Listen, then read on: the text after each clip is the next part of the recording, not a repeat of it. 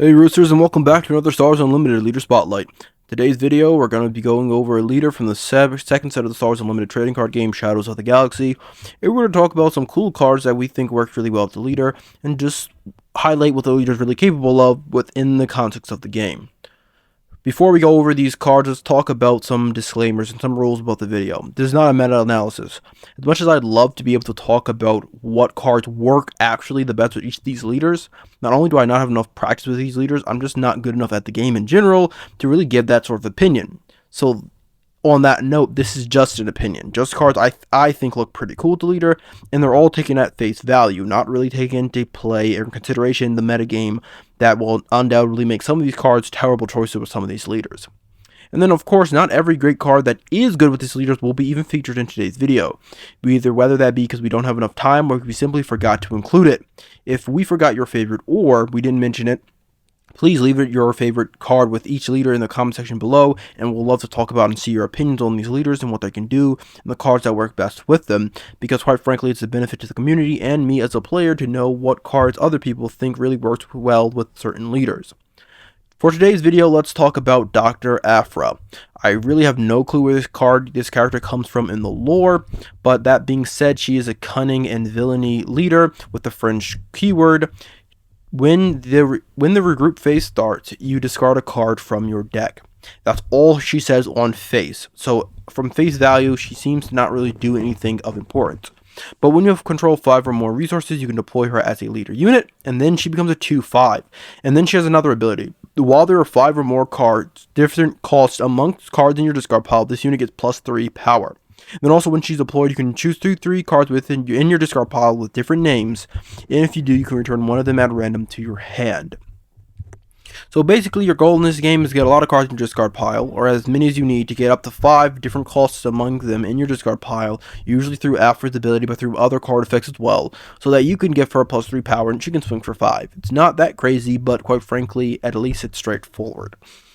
So let's talk about some cards that help her do that, or cards that work well with this ability. First one, I'll get it right out of the way. It's a 7-cost Fennec Shand.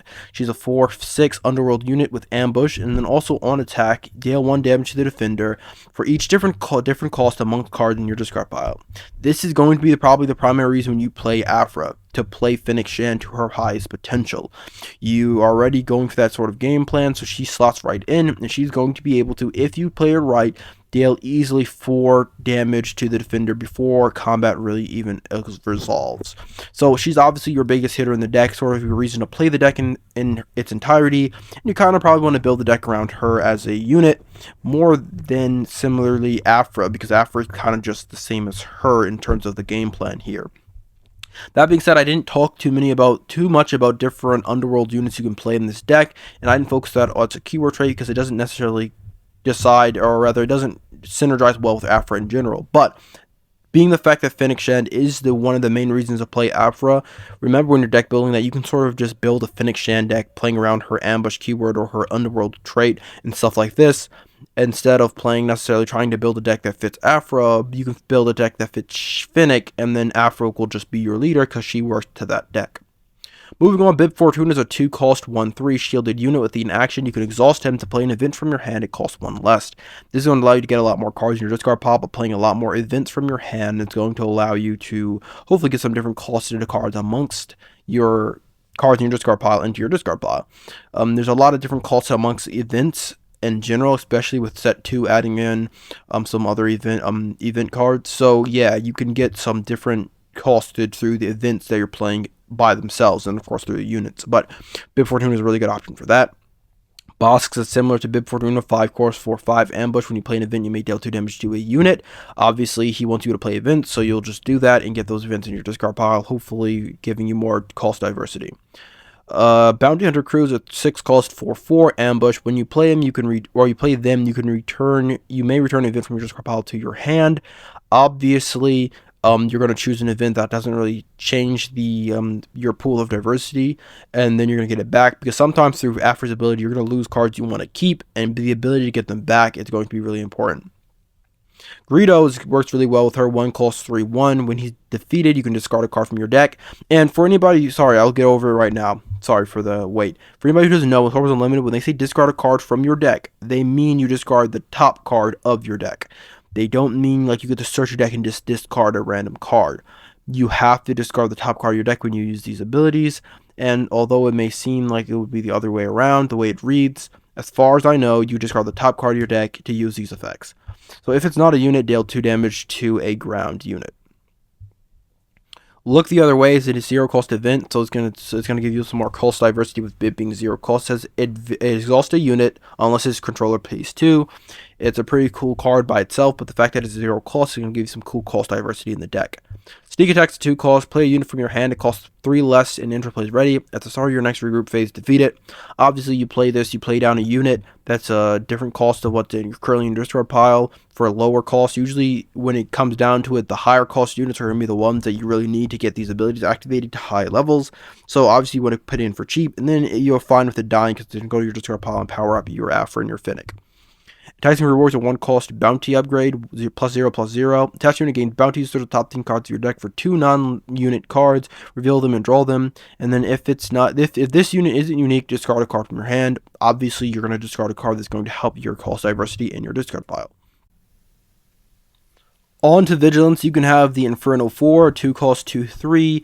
It has an ability when it's played and when it's defeated. You can look at the top 2 cards of your deck and put any number of them in the bottom and the rest on the top in any order. This is going to be really important for different effects like Greedo. It's going to allow you to choose which is on top of your deck. So hopefully you can use Greedo to discard it and deal some damage, as well as it's going to allow you to take a look at what you may draw, what you don't want to draw. And then of course, throughout different effects, it's going to allow you to kind of decide what's going to end up in your discard pile cost-wise. The Avengers, a 9 cost card, 8/8. When played and also on attack, an opponent chooses a non-leader unit they control and defeat that unit. The main reason this card's in here is not only that it's a great card in general, but because it's 9 cost, it's going to give you some more cost diversity when it ends up in your discard pile.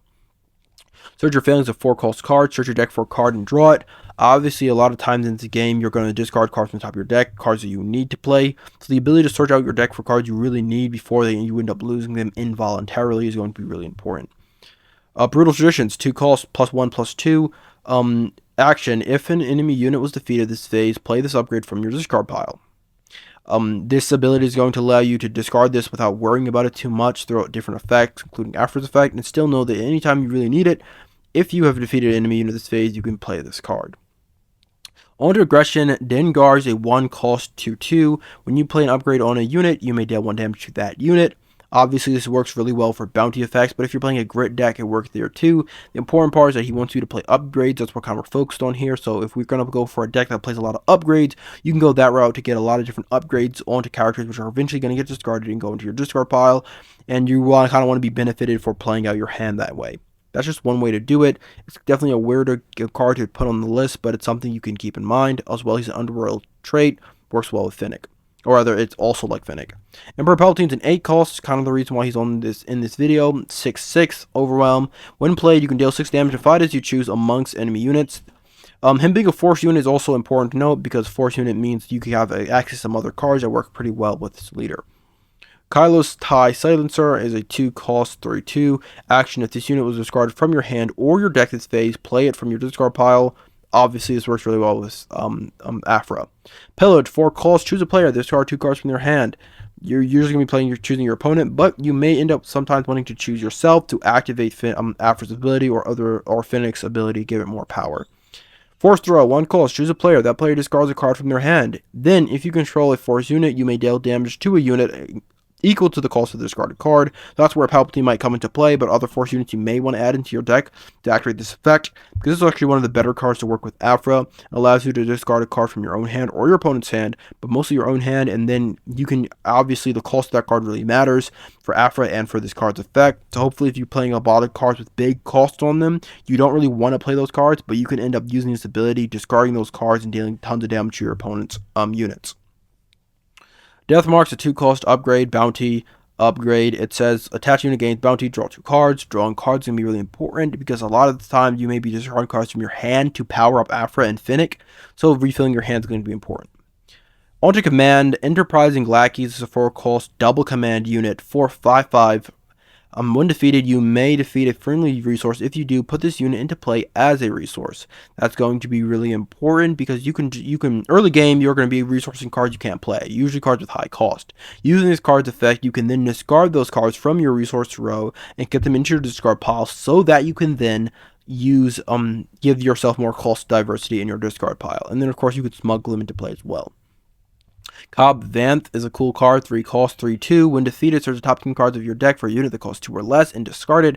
For this phase, you may play that unit from your discard pile for free. Sometimes you may want to use that discard pile for free part of the ability. It's going to be a really strong effect, but sometimes you're just going to discard that 2 or less card so that you can have more cost diversity, though I don't really see in a lot of situations that you're going to need that for long because early game you're going to be playing a lot of 1-2 costs that are going to end up in your discard pile, so that those costed cards aren't going to really be the problem ones you need to worry about, but it is cool to have that option.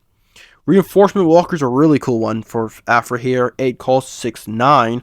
When you play him and also when you attack with him, you can look at the top card of your deck and either draw that card or discard it. And when you discard it, you could heal 3 damage from your base. Obviously, a lot of times you may be discarding that card if it's going to help your cost diversity and you can heal some damage. But there's going to be times you're going to draw that card if you don't really need it for the cost diversity and you want more cards in your hand. This is definitely one of the cooler cards to play with Aphra. Vitalizer's here because it's an 11 cost card, more cost diversity, 11/11. Overwhelm, when you play it, you can choose any number of friendly units. Each one of those units captures an enemy non-leader unit in the same arena. Devastator's here for the same reason. 10 cost, 10/10, Sentinel, Overwhelm. When you play it, you can deal damage to a unit equal to the number of resources you control. If you're going to go for these higher cost cards for that cost diversity, it's probably going to be a good idea to play a lot of cards that give you resources. I didn't go over a lot of those cards in today's video, but it is important to note that there's obviously an option you have. Though you can still play some of these cards knowing that you might get to 10 resources on your turn naturally, and then you can also discard them for that cost diversity.